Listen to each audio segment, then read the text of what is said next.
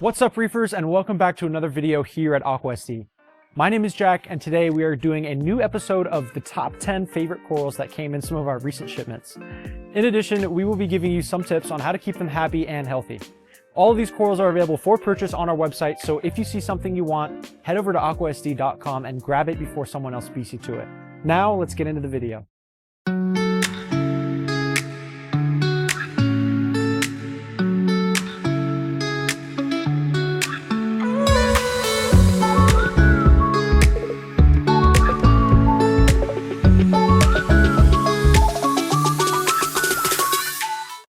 The first coral on our list at number 10 is the Grafted Sunfire Montipora. Monipora are a type of small polyp stony coral and can come in plating or encrusting varieties. This specific Monipora is one of the plating variety and can add some really nice color and dimension to a tank as it grows into multicolored shelves. In terms of color, this Monty has some really nice green and pink tissue, plus it has those yellow and lime green polyps to really make it pop. This grafted Monty is a staple within the reefing hobby and would make a great addition to any tank. Here are some tips to consider when keeping Monipora. For placement, you should keep Monties in the top or middle third of the tank where they can get lots of light and flow. For lighting, we recommend a lot of light, starting around 150 par and gradually increasing to around 300 par. For flow, Monties appreciate lots of flow as this helps keep them clear of detritus. For feeding, Monipora don't need to be fed but can benefit from dosing phytoplankton and amino acids. The next coral we will be highlighting is this rainbow King Chalice Colony. Chalices have always been one of the best ways to add some great color to any tank as they come in so many unique color combinations. This thing is an absolute stunner and sure to stand out in your aquarium. I really love the pattern and how all the colors contrast with each other on this piece. In terms of color, you have some deep reds, oranges, some pink, yellow, and purple, and then finally a splash of green. If you are a chalice collector, you really don't want to miss this one. Here are some tips that we recommend when keeping chalice corals. For placement, keep chalices in the bottom third of the tank where they won't get blasted by light or flow. For lighting, we recommend low to moderate lighting, around 80 to 120 par for the best growth. For flow, moderate flow to prevent detritus buildup and to keep the coral clean is essential. For feeding, some target feeding with particulate foods will help chalices grow a little bit faster. The next coral we will be highlighting is the Tank Symphyllia. Symphyllia are a variety of brain coral that are similar to Lobophilia except for the fact that all of their corallite series are united. They come in a wide variety of different color combinations and can grow into large colonies that really stand out in a reef tank. This specific piece is a large colony with some really nice textures and colors. The oral discs are an iridescent green color while the flesh having a mostly red complexion with hints of green and purple. This piece is perfect for any LPS lover and would make for a great addition to a tank with some open real estate that needs filling. When keeping Symphyllia corals, we recommend the following. For placement, keep them in the bottom and middle thirds of the tank where they won't get too much light and have some space to avoid stinging or being stung by other corals. For lighting, we recommend low to moderate lighting, around 100 to 200 par. Too much light can cause them to bleach. For flow, low to moderate flow is best. Too much flow can damage the coral, while too little flow can cause detritus buildup. For feeding, target feeding with meaty or pelletized foods is best for growth and to get the most out of the colors. Coming in at number 7 on our list is this orange Speckled Acanthophyllia.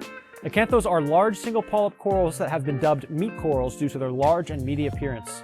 Due to their ability to grow large in size and their crazy color combinations, they make for great centerpieces that can be placed on the sand bed. In addition, they won't go to war with each other when in close proximity and make for a great coral to start a sand bed garden with.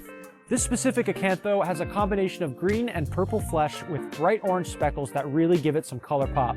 If you like meat corals, don't sleep on the opportunity to have this perfect specimen. Here are some tips to consider when keeping Acanthophyllia. For placement, these will do best on the sand bed where they can spread out and thrive. For lighting, we recommend low to moderate lighting, around 50 to 120 par for the best growth. For flow, low to moderate flow is best. Too much flow can cause the skeleton to poke through the flesh and prevent the coral from opening up fully. For feeding, target feeding with meaty or pelletized foods is essential for growth and keeping acanthos healthy. Next on our list at number 6 is this collector split Nexus bubble tip anemone. Bubble tip anemones are awesome because they come in a wide variety of colors, have lots of flow, and can have those unique bulbous tips.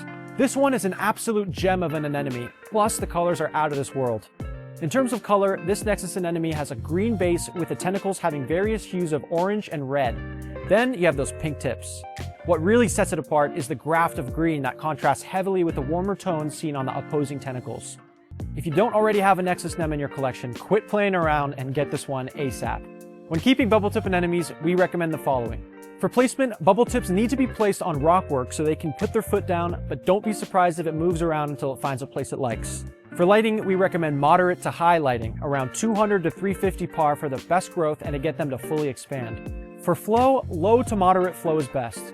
You want an indirect and pulsing flow that gets the tentacles swaying around, but not so much that the anemone gets annoyed and decides to go for a walk. For feeding, anemones don't need to be fed, but can really benefit from target feeding with meaty foods. The coral at number 5 on our list is this collector's chimera split octospawn.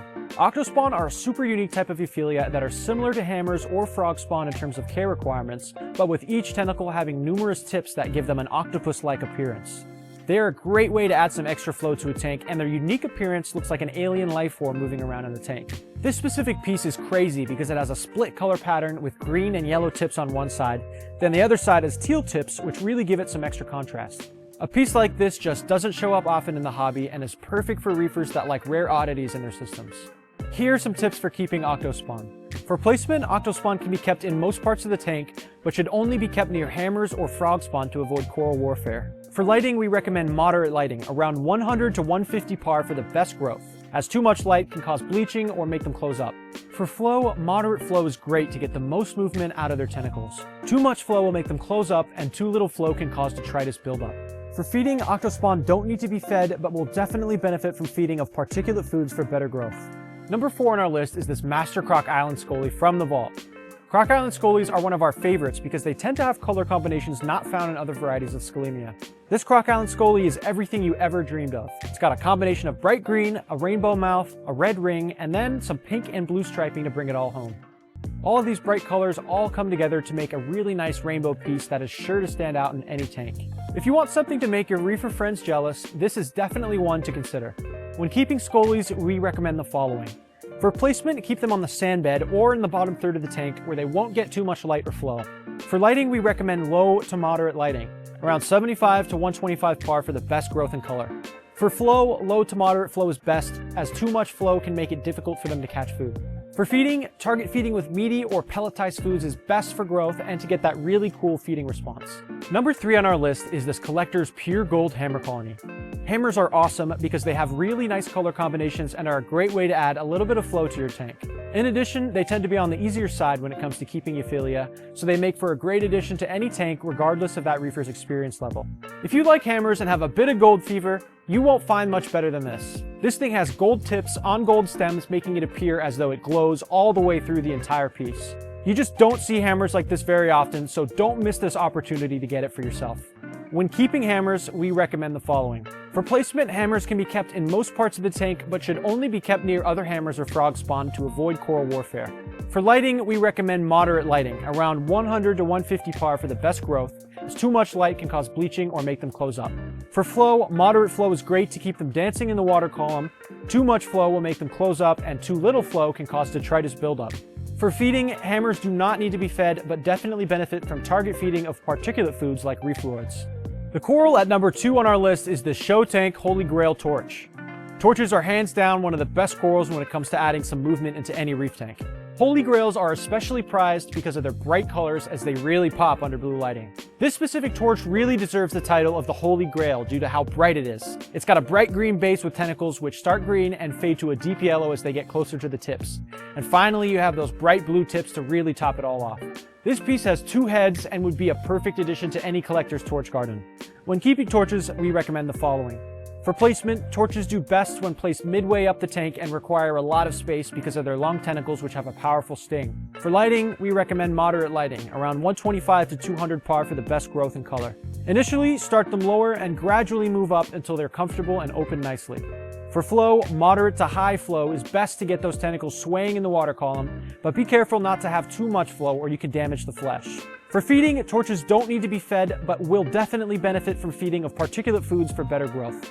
Finally, coming in at number 1 on our list is this triple header yellow ring master Scoli. Scolis are one of the most highly desirable coral for collectors because they have an awesome feeding response and have some of the best color combinations in the hobby. This Scoli in specific is about as rare as they come. It has some incredible colors, including that classic green and red streaking, but the addition of that master yellow ring really puts it over the top. If the colors weren't already enough to make you drool, the fact that it has 3 heads instead of the standard single head makes this a true masterpiece. Get this one while you can because it won't be here for long. As mentioned before, when keeping Scolis, we recommend the following. For placement, keep them on the sand bed or in the bottom third of the tank where they won't get too much light or flow. For lighting, we recommend low to moderate lighting, around 75 to 125 par for the best growth and color. For flow, low to moderate flow is best, as too much flow can make it difficult for them to catch food. For feeding, target feeding with meaty or pelletized foods is best for growth and to get that really cool feeding response. Alright, that covers everything for this episode, and we hope you enjoyed getting to see some of our favorite corals here at AquaSD. If you like this video and want to see more videos like this, give this video a like and hit that subscribe button. We want to know which coral you like the most, so leave a comment below telling us your favorite coral from this video. Also, if you missed any of our previous videos, check out the links on the screen and give them a watch. Until next time, happy reefing and see you soon.